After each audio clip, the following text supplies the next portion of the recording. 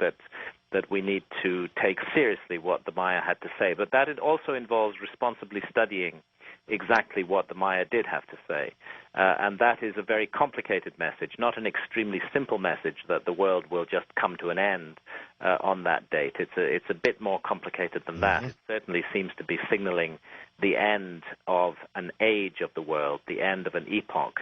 One thing I know for sure is that we would be unwise to ignore this warning and this message from the ancient Maya, a civilization that observed the heavens so accurately and so closely, a civilization that had inherited thousands of years of knowledge from stargazing ancestors such as the Olmecs who preceded the Maya, is a civilization that we should take seriously. And when they tell us that something traumatic and tumultuous is going to happen on the date in our calendar that we call 21 December 2012, I think at the very least we should listen to them. We shouldn't just dismiss it and ignore it. We should take it into account. And one possibility that occurs to me, we were talking before the break about the notion that the fragments of a comet that had struck the Earth before might be due to return in exactly this period, and perhaps the Maya used fortuitous events in the sky,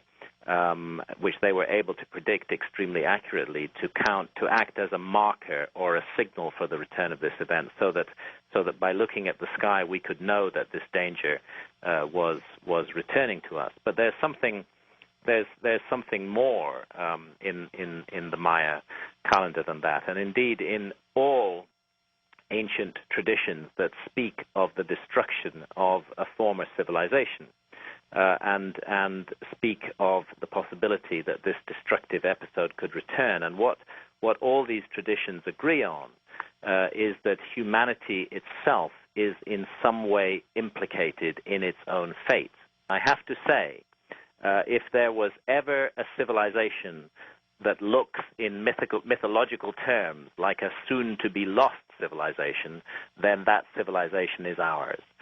Because just like Atlantis, we have, if you like, lost the mandate of heaven. We have become arrogant. We have become entirely and intensely materialistic. That there may be hope in this prophecy as well as fear, that there may be light in this prophecy as well as darkness, that somehow perhaps if we can transform our own consciousness, then even if a disaster does afflict the Earth, we will be better placed to deal with it in some way. So do you believe, Graham, do you believe it's possible, certainly at the fringes of science, there's beginning to be a recognition of the possible power of consciousness? Yes. So do you believe that if we were in effect reborn and behaved entirely differently than we are now, that mass consciousness actually could avert the kind of catastrophic event, physical event that you've been talking about? Avert it, or at least make its consequences less damaging, and perhaps avert it entirely. Yes, I do believe that.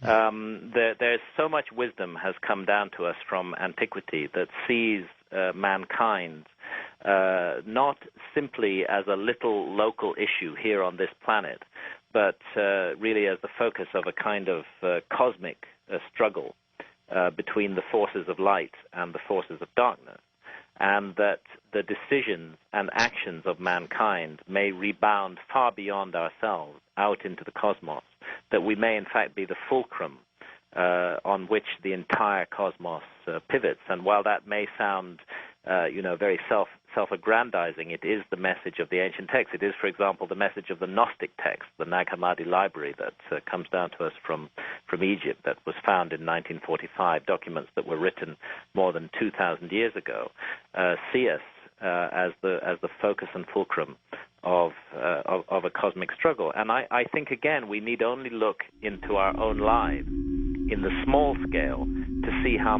this might work on a much larger scale.